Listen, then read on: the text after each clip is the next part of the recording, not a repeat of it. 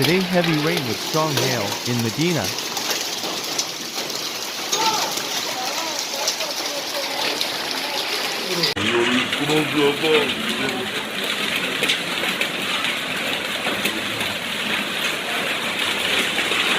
Continuously 30 minutes till I'm watching the situation.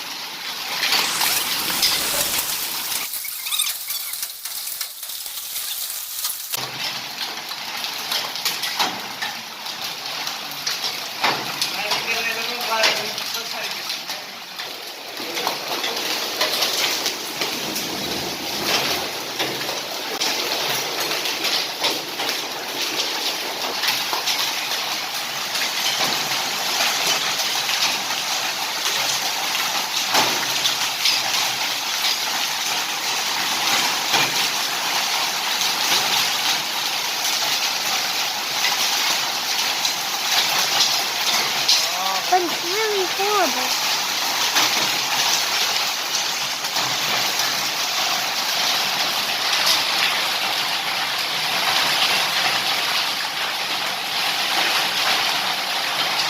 I feel I'm living in any American state where the situation feels like normal, but here I'm literally for first time in Medina.